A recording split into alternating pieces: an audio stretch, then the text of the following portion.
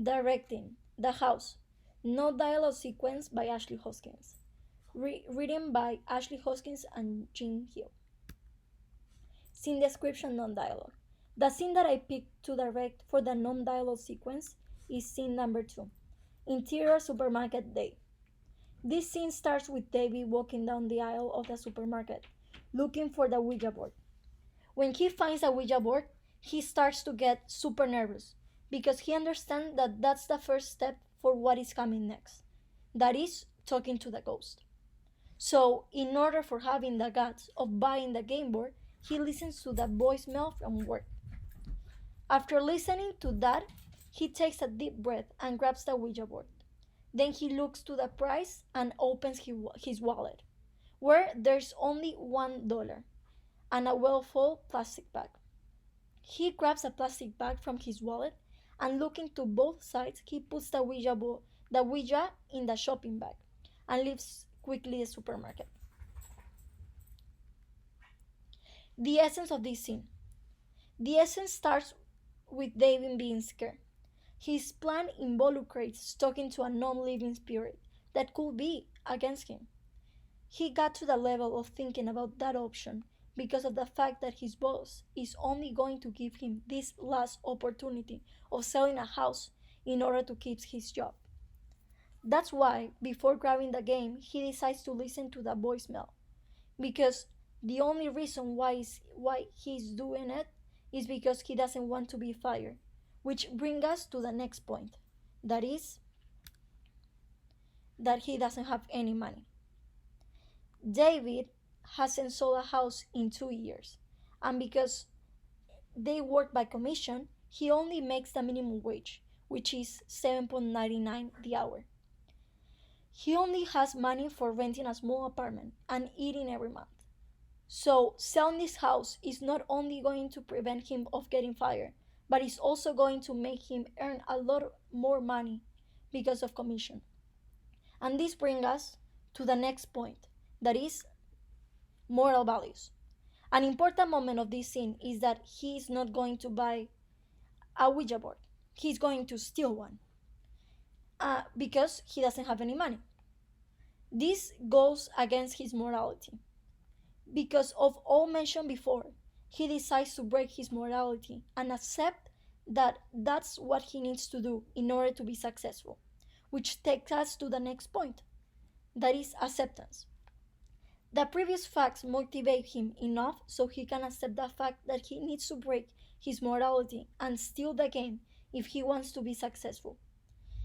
Because he was able to steal something and break his morality, then he will have enough strength to break his moral values again and be able to swindle a person. Which takes us to the next point, and the last one, that is ready for the next step. All these points are the essence of this scene and describe why is this scene so important in the character and the story development.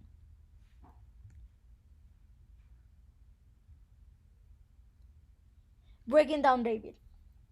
David is a 48-year-old man that is single and lives by himself. The only thing that he has is his job, which he is still not good at. He's lonely because he doesn't like to have people around him, because he wants to shut himself down in the depressive life that he's living. He's a really nervous person. He's never sure about what is he saying, which also makes him very bad trying to pursue someone in buying a house. Besides all these characteristics, he still dreams about being successful in his work, but he just doesn't believe he can be able to be successful.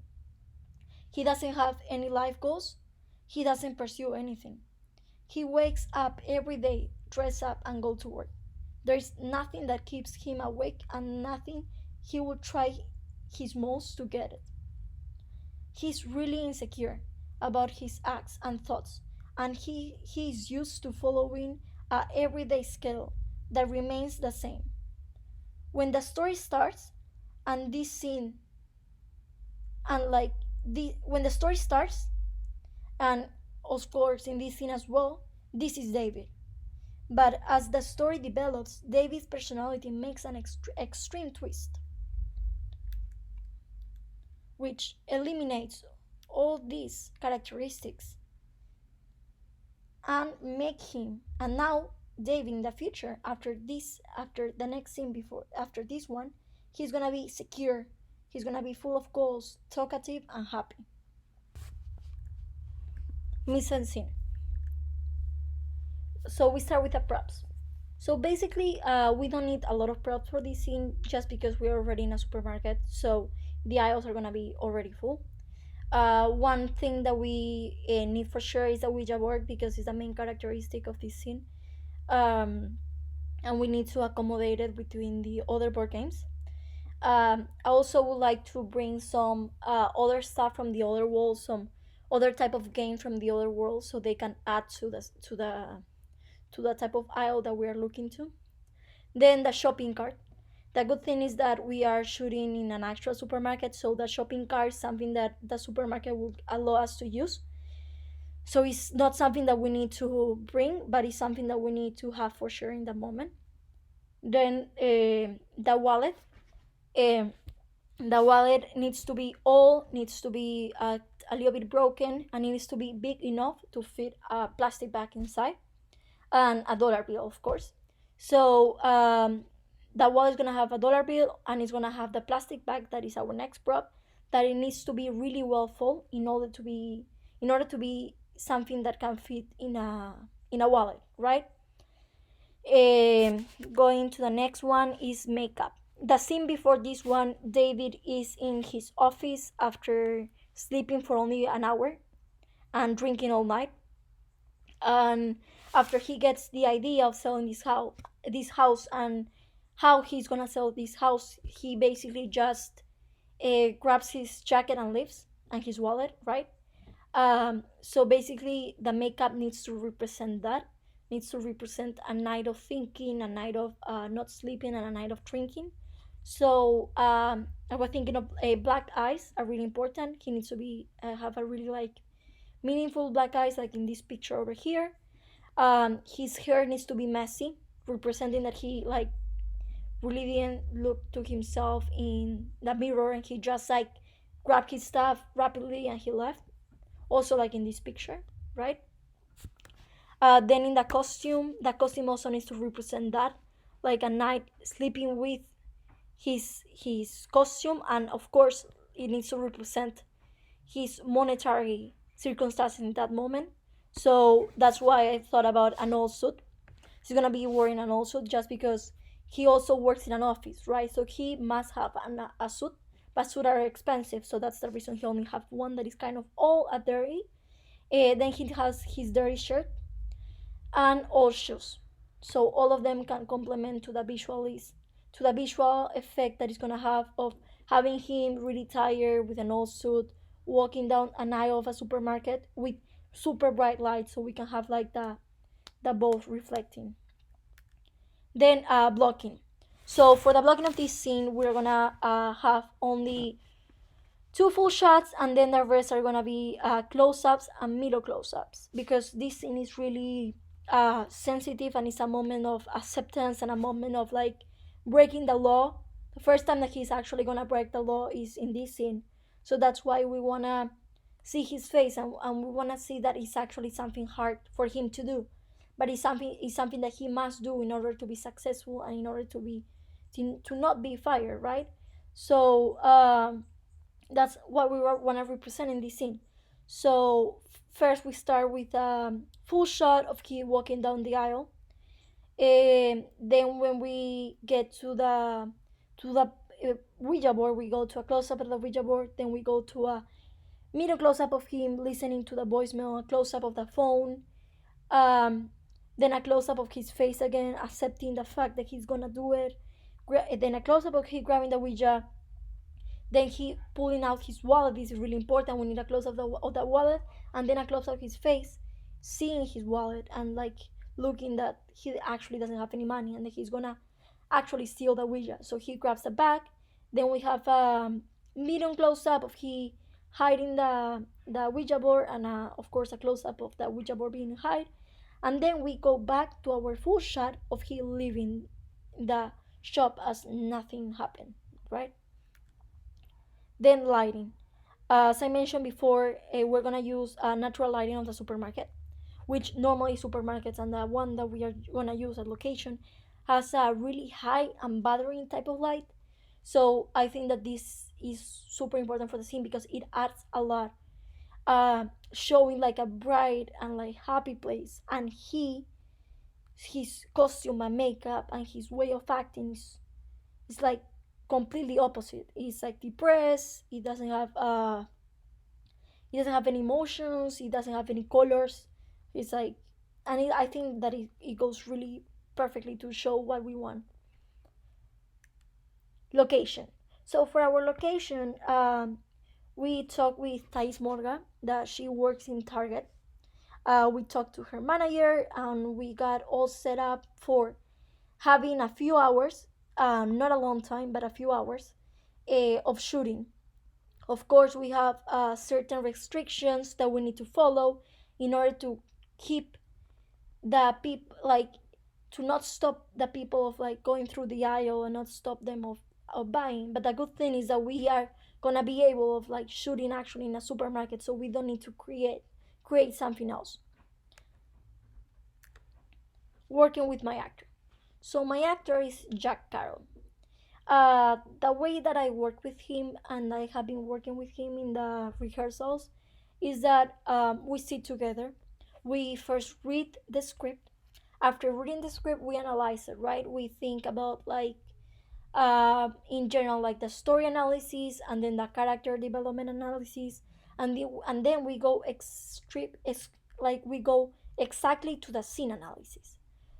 So for this scene in particular, it was at first it was hard to analyze because it's a really short scene. Actually, it doesn't take too long, but it's really important for everything because it's just the first moment that the character is gonna accept the fact that he's gonna do something wrong.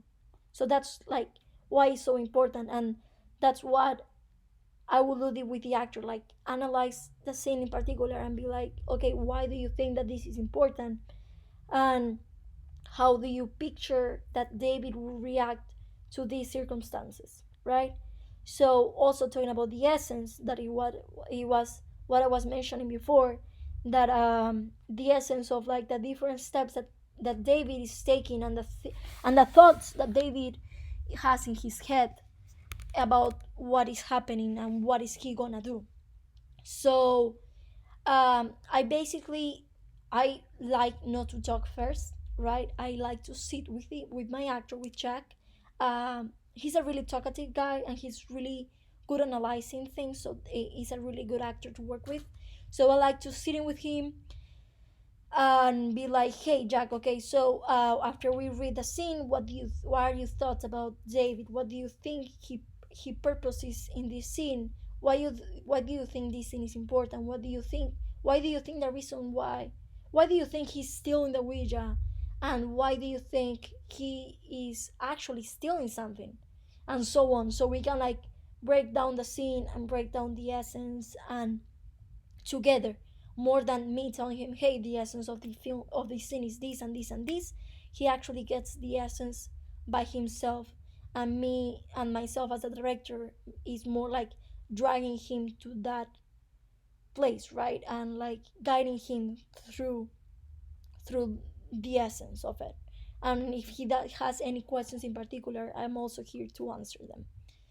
um, then help him going mentally to the moment of the scene. This is really important, especially for rehearsals, because most of the rehearsals that we have been doing have been in either houses or classrooms. So because of this scene is in a supermarket and he has the props, um, changing that to acting in a house is difficult for him, especially for blocking. But one thing that we have been practicing is like he will sit, he will breathe, he will like forget about everything else, and he will like um, wake up for me explaining where he is and where is he located right now and what is he seeing. Then so he like can wake up and like start the scene, thinking that he is in a supermarket. Production notes. So the production notes for this scene that I have is first, be careful with persons shopping in the supermarket, because again they're only gonna let us use one aisle of the supermarket. There's a lot of people still shopping there, and also there are like a lot of persons that may want to go to the aisle that we are shooting on, right? So we need to be careful with the persons bothering them, because if we bother them, then they're gonna they can talk with the manager, and then the manager can come to us and stop the shooting basically, right? Then we need to be quick with the setup and recording, because we have no more than 2 hours for shooting this. The good thing, as I mentioned before, is that this scene is short and it doesn't have any too much shots, but I think that we need to be prepared. So in that moment, we just go set up and shoot, go set up and shoot, and all the rehearsal, the blocking, and where the camera is gonna be, what the shot is gonna be, what is gonna happen on the shot, what are the pros that we need are already set up in the rehearsal and before in the pre-production, in order to like be able to shoot all the shots in that time that we have. Then have the blocking rehearse and lock before the shooting day. As I mentioned before, we are gonna have rehearsals, but unfortunately they may not be in the location. We are so when we do the blocking, we need to like figure out a place that can work and set up, like for example a classroom, the chairs, setting them up as they were in the aisle, so we can practice with the actor walking down the aisle grabbing something, and so on, so we can have everything set up in the pre-production, so then when we are actually shooting, it's gonna be everything really smoothly and fast. Then this is super important, we need to follow the guidelines of the manager and the store, because they are allowing us to shoot in a store.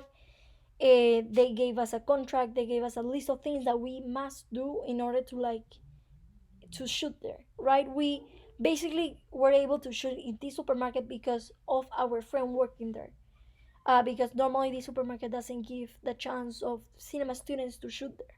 So this is really important that we need to take in consideration, and that will be good to talk the before the shoot day with a crew. Then we need to have extra PAs to make sure to protect the aisle from people. They need to be both sides, so nobody go through while we are shooting. We need to have at least three of them, and also like to let us know that there's people that wants to come to our aisle, so we can stop the shoot, or we can like give us a time to like go through. Then we need to keep in mind that there's gonna be like a lot of products from other brands that we don't want to show. Plus, the shopping cart is gonna have the Target logo, so we need to have stickers with us in order to paste the stickers in top of the logo, so that is not gonna affect our production at the end. And that's it. That's all the presentation. Thank you so much for listening to me, and I hope I